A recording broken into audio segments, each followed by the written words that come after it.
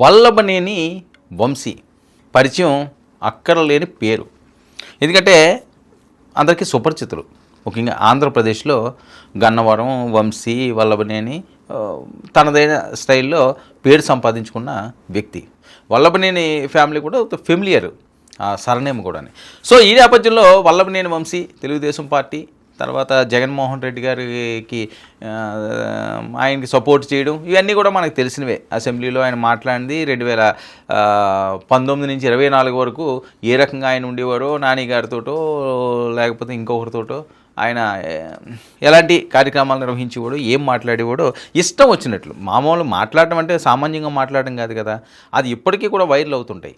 అవి చాలా దారుణంగా దమ్ముంటే ఆ రమ్మను, తమ్ముంటే ఈయన రమ్మను, నువ్వు ఇంకా ఆయనకి నచ్చినట్టుగా మాట్లాడేవాడు. కానీ ఇప్పటికి తత్వం అర్థం అవుతుందని, ఇప్పుడు జరుగుతున్న అంశాలన్నీ కూడా వల్లభనేని వంశీకి అర్థం అవుతుందట. ఏం అర్థమైంది, ఇప్పుడు ఆయన ఏం చేస్తున్నాడు, ఏం చేయాలనుకుంటున్నాడు అన్నది పెద్ద ఎత్తున ప్రచారం జరుగుతున్న అంశాలు. జైలు నుంచి బయటకు వంశీ ఇంటికే పరిమితం. ఇది దాదాపు 18 నెలల తర్వాత మళ్ళీ జనాల్లోకి వచ్చిన వల్లభనేని వంశీ 18 నెలలు తర్వాత ఆయన మళ్ళీ కాస్త ఊపిరి తీసుకుని బయటకు వస్తున్నాడు. ఎందుకంటే ఎలా ఉండి వ్యక్తి ఎలా అయిపోయాడండి వల్లభనేని వంశీ, చాలా దారుణంగా అయిపోయిన వ్యక్తి. అంటే ఒక మనిషి జైల్లో ఉంటే ఎంత దారుణంగా అయిపోతాడా కొన్ని నెలలకే అని చెప్పే పరిస్థితి. కొన్ని నెలలు ఏం కాదు, దగ్గర 11 నెలలు ఉన్నాడు ఆయన. దాదాపు 11 నెలలు ఉన్నట్టు, 11 నెలలు ఉన్నాడు సుమారు.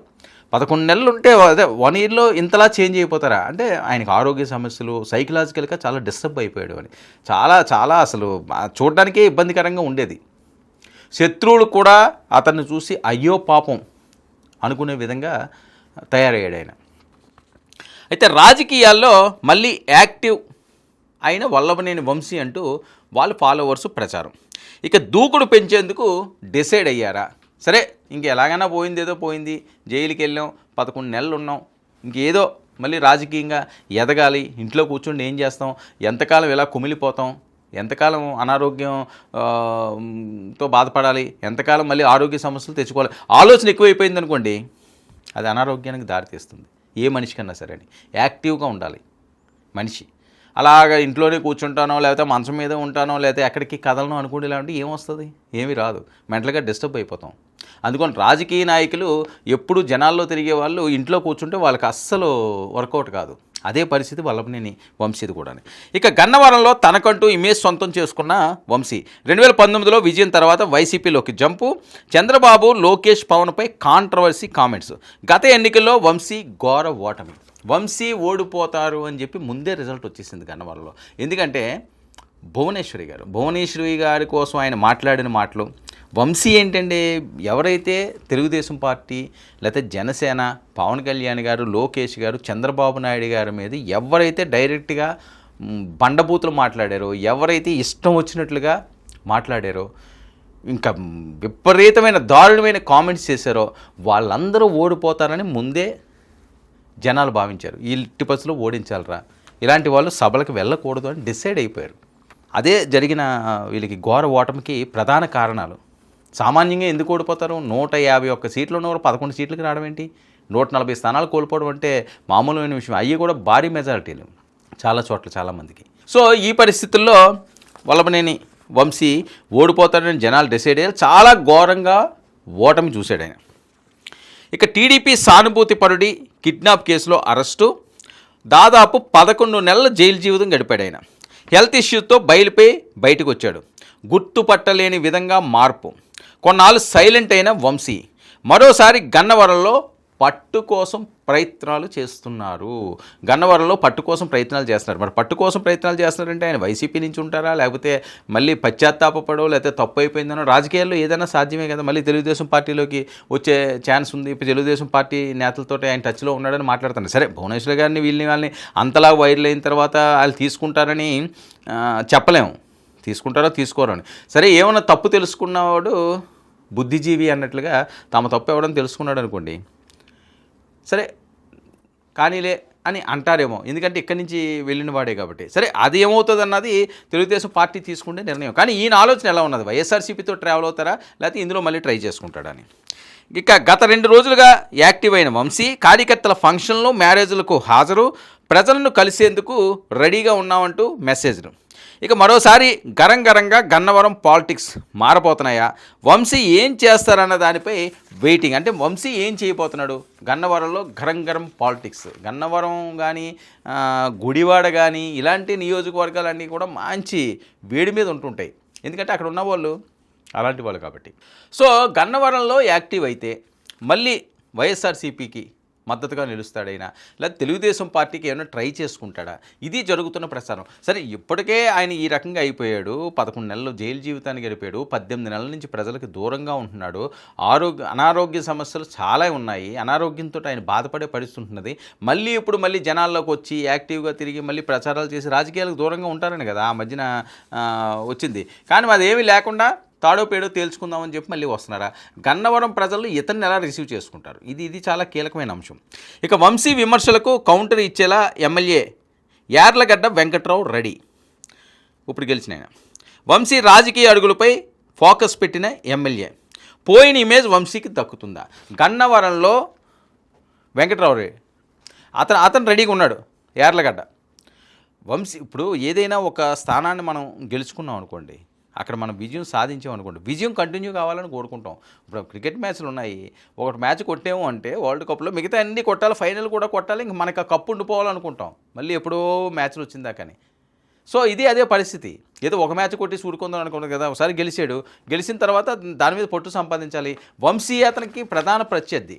మరి వంశీని ఎదుర్కోవాలి అంటే కొత్త వ్యూహాలు రచించాలి. వంశీ అన్నది అక్కడ ఫెమిలియరే, ఓడిపోవచ్చు గెలవచ్చు.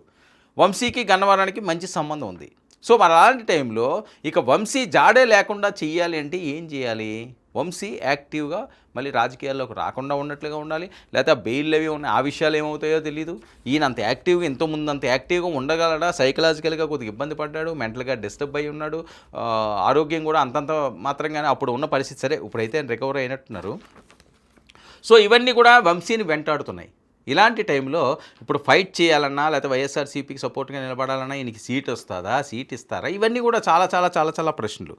ఇక వైసీపీలో వంశీ ఉండడంపై ఆయన సామాజిక వర్గం సహించలేకపోతుందా?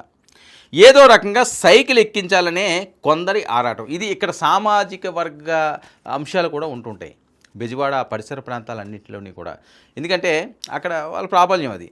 చంద్రబాబు నాయుడు గారు అదైతే జగన్మోహన్ రెడ్డి గారు ఇది. వీళ్ళు సామాజిక వర్గం వీళ్ళు వైపు ఉంటుంది, వాళ్ళ సామాజిక వర్గం ఎంత కాదనుకున్నా కొంతమంది మధ్యవర్తులు ఉంటుంటారు కదా. ఏంటి మనోడు కదా, ఏదో అయిపోయిందిలే, కొద్దిగా చూసి చూడట్టు వదిలేయండి, వచ్చుకోవస్తే కాలు పట్టుకుంటాడు.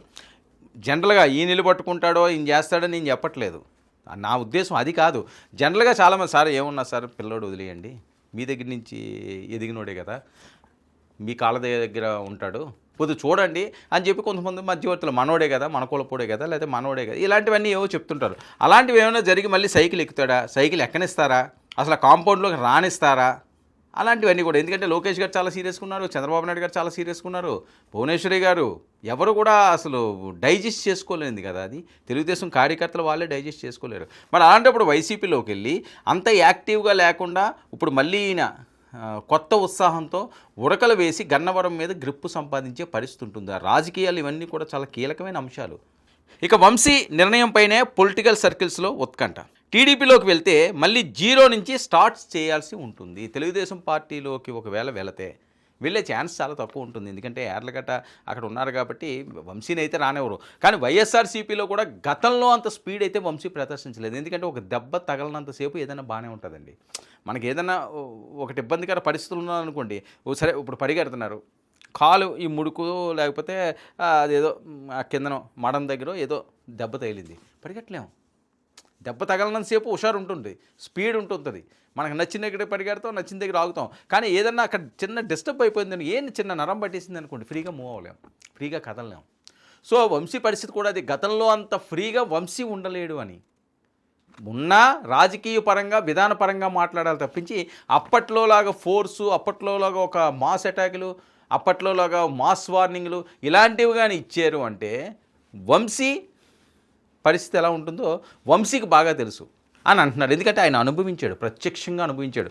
ఇప్పుడు చంద్రబాబు నాయుడు గారిని కానీ, పవన్ కళ్యాణ్ గారిని కానీ, లోకేష్ గారిని కానీ ఏ ఒక్కరిని కూడా అతను బూతులు మాట్లాడలేడు, డైరెక్ట్గా వార్నింగ్లు ఇవ్వలేడు, హెచ్చరికలు చేయలేడు. చేస్తే గతం భయం ఉంటుంది, అమ్మో అలా ఏం కదా. ఎందుకంటే చాలా నరకం అనిపించాడు ఆయన జైల్లో ప్రత్యక్షంగా నరకం అనిపించాడు. తన జీవితంలో ఎప్పుడు ఇలాంటివి కల్లో కూడా ఊహించుండడు.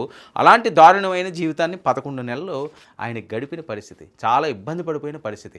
మళ్ళీ ఆ తప్పు చేస్తాడా? మళ్ళీ రాజకీయాల్లోకి వెళతారా? మళ్ళీ వైఎస్ఆర్సీపీ ఫ్యాన్ గాల్లో సేదతీరడామని చూస్తారా? గన్నవరం ప్రజలు దీన్ని ఆహ్వానిస్తారా?